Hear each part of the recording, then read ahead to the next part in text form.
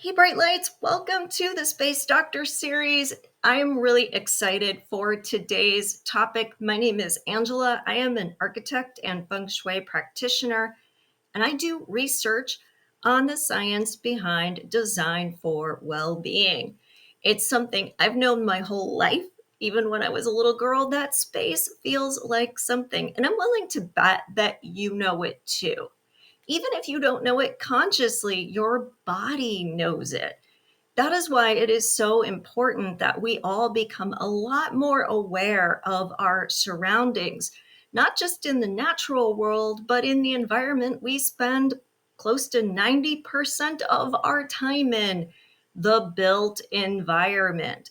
So I have made it my mission on this channel to make it easy for everyone, not just design professionals or scientists, to understand. Because if the environment impacts us, we definitely want it to be a good impact, not a bad impact. And there are things that all of us can do every day that can make a real difference in our own lives, but also in the lives of our family, our friends, our loved ones, our community, even the world. And this is something long before the science was there. Ancient cultures used techniques like feng shui, like Vastu, because they could see a very clear correlation between health, well-being, behavior, and the setting in which somebody spent their time. So you're going to want to like and subscribe so that you don't miss a single episode of this. Every week is something different. And I like to say, I do the research so you don't have to. So you are not going to get flooded with tons of information that goes in one ear and out the other. You are not going to have to go super deep. We're going to focus on really clear points that come up using my Salutogenesis deck. The deck has two parts. So the first part are some of those general research topics about what is impacting well-being. What are those forces afoot in our world? The second part of the deck are what my research shows are 5 aspects that very specifically create health generation or salutogenesis. Each of those is also associated with one of the 5 feng shui elements.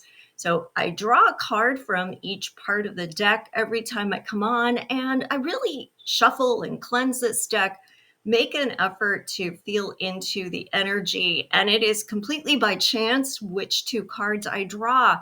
So I feel like what we're talking about every single session is what the energy in our collective is saying we need to be focusing on. And we are here in April. April is Earth Month. We celebrate Earth Day later on in the month. So I think it is really cool that the card that I drew from the foundational concepts part of the deck is the environmental exposome.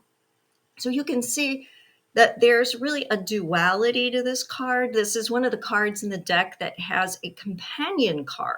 So the exposome, if you haven't heard that word before, is literally what you are exposed to. So this can be the environment, as this card shows, or its companion card, the social and economic forces, what you find yourself in. Either way, the exposome impacts your health. And you can see on the card, we've got that duality reflected. On the bottom here, we have the positive exposome where we have good air quality, good water quality. We don't have contaminants. There's not noise pollution or light pollution. The setting is relaxing. We're surrounded by nature. And on the top of the card, we have what could be a negative exposome. So you can see that there's smog in the air, a factory that is polluting the environment.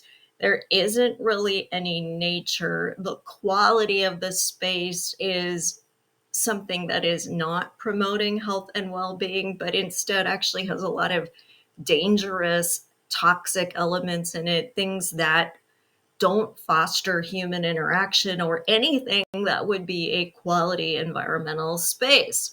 So these are extreme examples. A lot of the times, though, I want to caution you, negative things in your exposome can be subtle. They can be invisible. For example, our exposure to microplastics, or if you live in a big city like LA, famous for its smog, same thing with Beijing, China. How have you just normalized some of the things that happen as a result of living there? Some of the real impacts you have on your health. And the other thing to be aware of with the exposome is a lot of times these health impacts are not immediate. So it's harder to have that cause and effect connection. These pollutants in the air, in the water, these negative environmental conditions have a cumulative effect over time, starting with even before we are born. Things that our mothers are exposed to in their exposome had an impact on us. And this is really important because a lot of times we think the reason that people are predisposed to a disease like heart disease or diabetes or cancer has to do with their genetics. Well, you might be surprised to know that your genetics are only about 10% of that. On the other hand, the exposome, that is what is really affecting you and your likelihood of getting sick. And exposome can affect your gene expression. It can also impact things like your physiology, your epigenetics. So this is really important to understand, and we're learning more and more about the exposome as we have mapped the human genome and started to really understand that.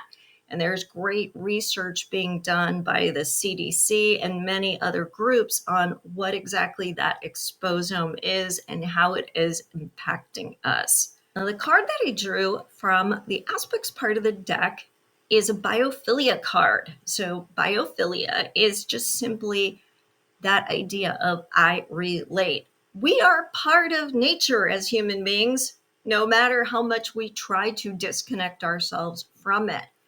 Our body relates to, resonates, finds well being when it is attuned to and in harmony with the natural environment. This is a theory that was originally proposed by E.O. Wilson and continued to be advanced by many others studying it, and has so many great pieces to it that reflects in my deck. So I'm really excited over time to start going through all of those with you. Biophilia is associated with the wood element in feng shui. Wood is energy, flexibility, innovation, growth, communication, network, connection. Think about root systems. Think about the symbiotics that happen in ecosystems. That is what biophilia is all about. That is what the wood energy is all about. So the card that I drew is organic forms. Now you can see depicted on the card is grapes growing on a vine. Grapes represent mastery of something difficult, abundance, transformation, blessings, redemption, which I think is a really great tie-in to our environmental exposome card, bounty. And the yellow in the background here, yellow is vitality, it's hopefulness, optimism, inspiration, innovation. So, why should we care about organic forms? Well, first thing I want to say is that a lot of times when we think about biophilia, we think about only the first kind of biophilia, which is direct exposure to nature. But there's also indirect. So, can we see something through a window or experience it in a more tangential way? And then the final way is metaphoric. So, this is where organic forms comes in. the material is being used in our space, or something representing a natural material is being used in our space.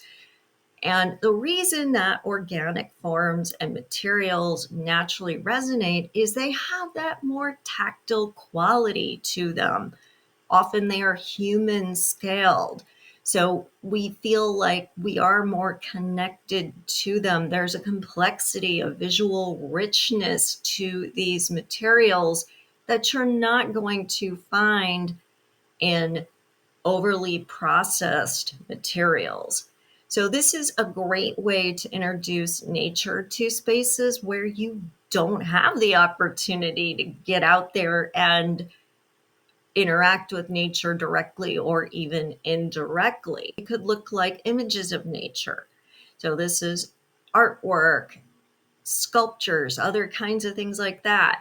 Patterns found in nature, like, tree branches or swirling forms or seashells, things that imitate other things like grasses or barks, right, in their texture. Could be forms found in nature. So things like spirals, things like branching forms, soft curves. You don't find a lot of straight lines in nature, a lot of super precision. So when we see that more relaxed form. But today, what I want to focus on are natural materials. So we are going to put this together and really understand what the environmental exposome and organic forms means for us, so you can take this into your personal life this week. So natural materials, as the name implies, are things made with a minimal amount of processing out of materials found in nature.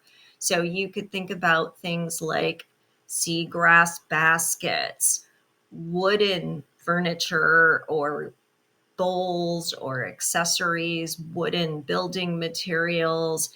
You can think about things like clay and mud, pottery that we could find, bricks, stones, right? All those kinds of things are natural materials. Anything made from natural fibers like cottons and linens and sisal and jute, right? Those are all natural materials.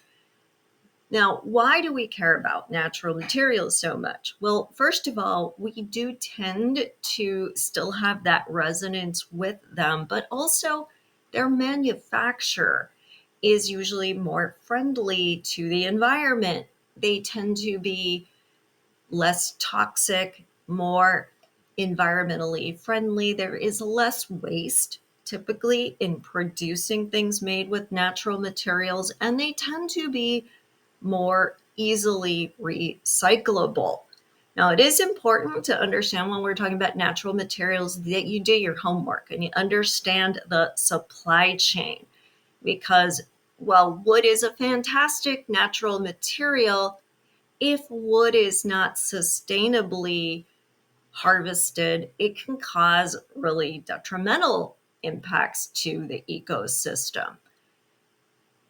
We want to make sure that there is good resource management. We want to make sure that there's recycling, reuse of materials. So definitely look into where your materials are coming from, who made them, what is their manufacturing process? Are they local materials? Because that's always going to help the environment as well if you are producing things that were made locally. Therefore, there wasn't as much involved in transporting that material for you to be able to purchase it. You want to think about also with natural materials, their durability. A lot of times there is greater durability in natural materials than in artificially produced ones. So you're investing in a product, it may cost more, but it is going to last longer and be a better contributor to the environmental exposome. which again, you don't want to get sick. Remember, your genetics are only 10% of your health. A lot of it is that exposome. So if we take care of our exposome, it will take care of us. And when we think about the feng shui of it all, the products in their packaging have a certain energy, and that energy comes into our home, our school, our workplace. Natural materials are going to resonate more with us. We're going to feel more relaxed, more comfortable. There's not going to be any toxic outgassing from them. Handmade products also preserve craftsmanship and carry the energy of their makers. And honestly, I have purchased things like jewelry that I put it on one time and I never wear the piece again. It does not have good energy. I can feel it. I have a negative experience throughout the day from wearing it. On the other hand, I have other things that when I wear them, I just feel better and I tend to have better energy surrounding me throughout the day. And I know it's because those items were handmade and the energy of their maker is in them. Of course, you want to think about the food that you are eating. Organic food, locally produced food is going to be a lot healthier. It even has been shown to reduce allergies, and allergies seem like something that is afflicting more and more people to a greater extent every single day. So there's lots of great ways that you can put this to use. And if you are enjoying this, if you feel like you are learning a lot, make sure that you subscribe. But even more importantly, tell a friend. Other people can benefit like this. So why would you keep this kind of learning to yourself? Like, subscribe, and be part of this community. I can't wait to keep sharing what my research tells me about design for well-being. And I want to hear how you are using it in your everyday life. So make sure to leave a comment or reach out to me. Thanks, everyone, and I will see you next week.